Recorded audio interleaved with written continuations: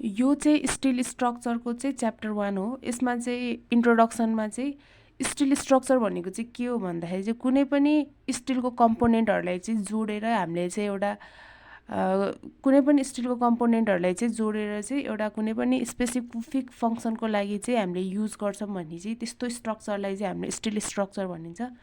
The structure where member of steel components are assemble together to fulfil specific function and structural objective are known as steel structure.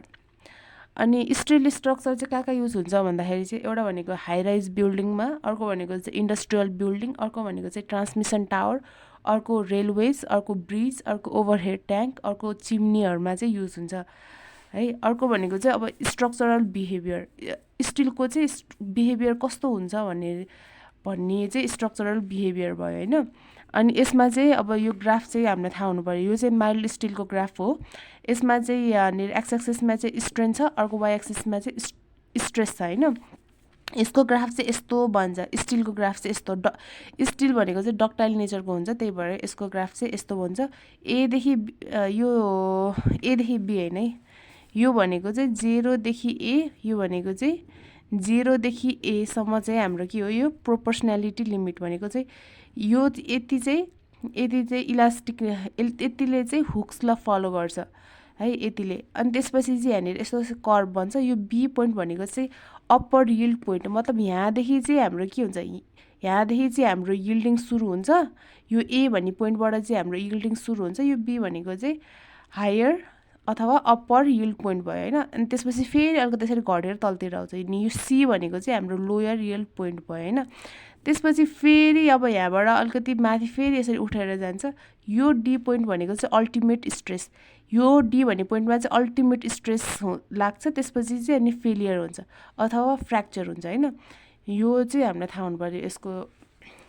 यसको चाहिँ structural behaviour चाहिँ थाहा हुनुपर्छ। त्यसपछि चाहिँ यसमा यो एडभान्टेज र डिसएडभान्टेज अफ स्टिल चाहिँ पढ्नुपर्छ। यसमा चाहिँ एडभान्टेज चाहिँ के हो स्टिल स्ट्रक्चरको भन्दाखेरि चाहिँ यो चाहिँ लाइट वेटको हुन्छ, त्यही भएर हामीले इजिली यसलाई ट्रान्सफर गर्न सक्छौँ, ह्यान्डल गर्न सक्छौँ। अर्को भनेको चाहिँ it has higher ductility value so prevent from sudden failure of structure. भनेको मतलब चाहिँ के अरे स्टिलको चाहिँ डक्टिलिटी नेचर भएको कारणले गर्दाखेरि चाहिँ सडन फेलियर हुँदैन। त्यही भएर चाहिँ हामीले यसमा सर्टेन टाइम हुन्छ फेलियर हुने बेला, त्यति बेलासम्म चाहिँ हामीले सेफ्टी दिने भयो क्या यसले चाहिँ। जस्तै कि अब हामीले कुनै पनि मेसोनरी स्ट्रक्चरमा चाहिँ जहाँ चाहिँ स्टिल हालेको छैन भनेपछि चाहिँ त्यो चाहिँ सडन फेलियर हुन्छ होइन। त्यसले सेफ्टीको काम त गरेन, त्यही भएर चाहिँ।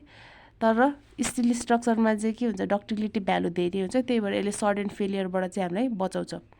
अर्को भनेको चाहिँ छ यो यसलाई चाहिँ हामीले इजिली डिसमेन्टल र रिप्लेस, कि स्टिल स्ट्रक्चरलाई चाहिँ हामीले इजिली रिप्लेस गर्न सक्छौँ। डिसमेन्टल भनेको त्यसलाई छुटाउन सक्छौँ होइन।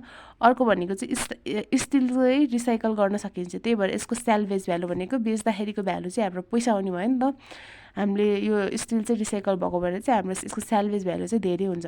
अर्को भनेको चाहिँ यसमा कुनै पनि फर्म वर्क चाहिँदैन भनेपछि अल्टिमेटली यसको कन्स्ट्रक्सन कस्ट चाहिँ के हुने भयो, बढ्ने भयो होइन। सरी, कन्स्ट्रक्सन कस्ट चाहिँ के हुने भयो, घट्ने भयो। अर्को छ डिसएडभान्टेज। डिसएडभान्टेजमा चाहिँ के छ भनेदेखि यसमा चाहिँ स्किल्ड म्यान पावर चाहिन्छ है। स्टिल स्ट्रक्चर गर्दाखेरि चाहिँ एकदम केयरफुल हुनुपर्छ, एकदम राम्रो म्यान पावर हुनुपर्छ, किनभने यसको नट्सहरूमा हामीले राम्रोसँग काम गरेन भने यो छिटो फेलियर हुनसक्छ, रिस्की हुनु पनि सक्छ। त्यही भएर स्किल्ड म्यान पावर चाहिन्छ है। यो यसको स्किल्ड म्यान पावर चाहिन्छ यसको इन्स्टल गर्ने बेला चाहिँ। अर्को चाहिँ के भनेको छ भनेदेखि चाहिँ यो स्टिल हो, अभियसली यसमा कोरोजन हुनसक्छ होइन। त्यही भएर हामीले यसमा फ्रिक्वेन्टली पेन्टिङ गर्न पर्यो त्यो कोरोजनबाट बचाउनको लागि। अर्को भनेको चाहिँ they are less resistance to fire so require fire protection. भनेको मतलब चाहिँ यसले आग लागिबाट चाहिँ यसले कम रेजिस्टेन्स गर्छ यो स्टिल स्ट्रक्चरले। यो चाहिँ यसको डिसएडभान्टेज भयो। अर्को चाहिँ छ यसमा पढ्नुपर्ने method of design of still structure. यसमा चाहिँ तिनवटा छ, एउटा डब्लुएसएम वर्किङ स्ट्रेस मेथड, अर्को एलएसएम भनेको लिमिट स्ट्रेस मेथड, अर्को भनेको चाहिँ छ प्लास्टिक मेथड अफ डिजाइन भनेको छ होइन। यो तिनवटा चाहिँ यसमा थाहा हुनु पऱ्यो। यसमा चाहिँ मैले सर्ट थोरै यो भनेको के हो भनेर मात्र लेखाएको छु। अब यसको चाहिँ राम्रोसँग डिटेल बुझ्नलाई चाहिँ न्युमेरिकलहरू गर्नुपर्छ। WSM भनेको वर्किङ स्ट्रेस मेथड। यो भनेको चाहिँ एकदम पुरानो टाइपको मेथड हो। अहिले चाहिँ जेनरली एलएसएमै युज गरिन्छ। WSMले चाहिँ के भन्छ भनेदेखि चाहिँ यो जुन यो यसको स्ट्रक्चरल बिहेभियर छ, यसको यो यिल्ड पोइन्टभन्दा अगाडि नै यहाँनिर चाहिँ यहाँबाट नै फेलियर भइदिन्छ भन्छ क्या। यो स्टिलको चाहिँ यहाँबाट नै यसरी फेलियर भइदिन्छ भन्छ, यो ए पोइन्टबाट नै यसरी फेलियर भइदिन्छ भन्छ। अनि तर यो सेफ्टीको लागि त राम्रो हो, तर हामीले के गर्छ यहाँनिरबाट नि फेल हुन्छ भन्ने एजम्सन भएपछि हामीलाई त क्रस सेक्सन यसको सेक्सन त ठुलो चाहियो। त्यही भएर यो चाहिँ अनइकोनोमिक भएको कारणले गर्दाखेरि चाहिँ अब चाहिँ यो WSM चाहिँ खासै धेरै युज गरिँदैन। WSMले चाहिँ WSMको चाहिँ के छ, अलाउबेल स्ट्रेस भनेको चाहिँ yield stress by factor of safety. स्ट्रेसलाई चाहिँ के गर्दैछ यसले घटाइदिएछ होइन, फ्याक्टर अफ सेफ्टी। स्टिलको लागि चाहिँ हामीले फ्याक्टर अफ सेफ्टी चाहिँ 1.5 देखि 1.8सम्म लिन्छौँ, कङ्क्रिटको लागि चाहिँ 3, टिम्बरको लागि चाहिँ 3 देखि 5सम्म लिन्छौँ होइन। अर्को चाहिँ छ एलएसएम भनेको लिमिट स्टेट मेथड भन्ने छ होइन। यो लिमिट स्टेट मेथडले चाहिँ यो जुन स्ट्रक्चरल बिहेभियर छ नि यसलाई चाहिँ होइन, यो ए पोइन्टसम्म होइन कि यो ई पोइन्टमा चाहिँ ई पोइन्टबाट चाहिँ फ्र्याक्चर हुन्छ यति पोइन्टलाई चाहिँ लिन्छ। यो डीसम्म चाहिँ हामीले अल्टिमेट स्ट्रेस हुने भयो होइन। यो डीसम्म चाहिँ जोस यसले चाहिँ लिन सक्छ नि त लोड भन्ने कुरा चाहिँ यसको एजम्सन हुन्छ लिमिट स्टेटको चाहिँ। र त्यही भएर चाहिँ यसले गर्दा चाहिँ हाम्रो सेक्सन चाहिँ सानो बनाइदिन्छ। त्यही भएर यो चाहिँ यो लिमिट स्टेट चाहिँ इकोनोमिक हुन्छ। त्यही भएर चाहिँ यो लेटेस्ट अहिले चाहिँ युज हुने भनेको चाहिँ लिमिट स्टेट हो होइन। यसभित्र चाहिँ के छ भनेदेखि यसमा चाहिँ यो यसको डेफिनेसन भयो। यसभित्र चाहिँ के छ भने एउटा भनेको चाहिँ limit state of strength, collapse, ultimate limit state छ होइन। अनि अर्को भनेको चाहिँ के छ, लिमिट स्टेट अफ सर्भिसेबिलिटी छ। यो फर्स्टमा चाहिँ limit state of strength, collapse, ultimate limit स्टेटले चाहिँ यसले चाहिँ स्ट्रक्चर फेलियर चाहिँ कसरी हुन्छ एउटा त्यो कुरालाई नि यसले कन्सर्न गर्ने भयो। कसरी हुन्छ त्यो डिफ्रेन्ट टाइपको लोड कम्बिनेसनहरूको कारणले गर्दाखेरि चाहिँ यो फेलियर हुनसक्छ नि त स्टिल स्ट्रक्चर हो, त्यसलाई पनि कन्सर्न गर्छ यो लिमिट स्टेट मेथडले होइन। त्यो सबै कुरा चाहिँ त्यही भएर चाहिँ यो एलएसएम चाहिँ अहिले धेरै युज हुन्छ है। यो डिफ्रेन्ट कम्बिनेसन अफ लोड भनेको कस्तो एउटा हुन्छ सक्छ wind load, dead load, live load होइन। यो लोडहरूले चाहिँ कसरी एफेक्ट गर्छ होइन, यो सबै कुरा कन्सर्न चाहिँ गर्छ यो एलएसएमले होइन। अनि अर्को भनेको चाहिँ हाम्रो चाहिँ के हुनु पऱ्यो, यो चाहिँ याद गर्नुपर्छ, design action is less than or equal to design strength हुनु पऱ्यो। डिजाइन स्ट्रेन्थ चाहिँ जहिले पनि ग्रेटर हुनु पऱ्यो है। अनि डिजाइन एक्सन निकाल्ने फर्मुला भनेको चाहिँ डिजाइन एक्सन भनेको चाहिँ लोड, हामीले लोडै धेरै लाग्छ भनेर चाहिँ एज्युम गर्ने क्या। जस्तो कि यो हाम्रो वर्किङ लोड भयो, यसमा चाहिँ हामीले पार्सल सेफ्टी फ्याक्टरले गरेपछि लोडै धेरै लाग्ने भयो नि त होइन।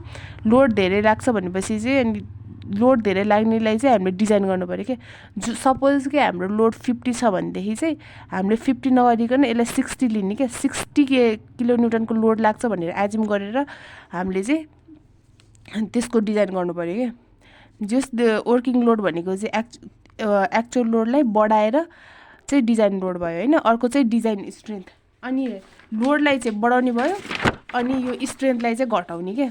अनि त्यसरी डिजाइन गर्ने क्या। लोडलाई नै बढाएपछि चाहिँ अल्टिमेटली हामी सेफ साइडमा भयौँ नि त। अनि स्ट्रेन्थलाई चाहिँ घटाएर डिजाइन गरेपछि अल्टिमेटली हामी सेफ साइडमा भयौँ। यसको कन्सेप्ट चाहिँ यही हो। अर्को चाहिँ छ लिमिट स्टेट अफ सर्भिसेबिलिटी भनेको मतलब अब डिफ्लेक्सन, भाइब्रेसन होइन, ड्युरेबिलिटी, फायर रेजिस्टेन्स यो पनि हेर्नु पऱ्यो नि त। यो पनि एलएसएमले हेर्छ क्या। त्यही भएर चाहिँ यो एलएसएम चाहिँ अहिले लेटेस्ट युज हुने भनेको चाहिँ एलएसएम हो। अर्को चाहिँ छ प्लास्टिक मेथड अफ डिजाइन है। यो चाहिँ सी भन्ने पनि यो चाहिँ छुट्टै टपिक हो है। यो plastic method of design of still structure भनेको चाहिँ यसले पनि होइन अल्टिमेट स्ट्रेन्थसम्मै हेर्छ। मतलब यसले पनि एलएसएमकै काम गर्छ होइन। सबै एलएसएमकै हो होइन। तर यसमा चाहिँ यसको ड्रब्याक भनेको चाहिँ के हो भन्दाखेरि चाहिँ यसले चाहिँ सर्भिसेबिलिटी मतलब यो सर्भिसेबिलिटी, डिफ्लेक्सन, भाइब्रेसन, ड्युरेबिलिटीहरूलाई चाहिँ हेर्ने भएन। अर्को भनेको चाहिँ यसले फ्याक्टर अफ सेफ्टी पनि मटेरियलमा चाहिँ अप्लाइड गर्दैन। त्यही भएर चाहिँ यसको चाहिँ ड्रब्याक यो हो। त्यही भएर यो यसरी नै गर्न त सकिन्छ तर यसको चाहिँ ड्रब्याक छ। र सबैभन्दा बेस्ट मेथड भनेको चाहिँ हाम्रो एलएसएम हो।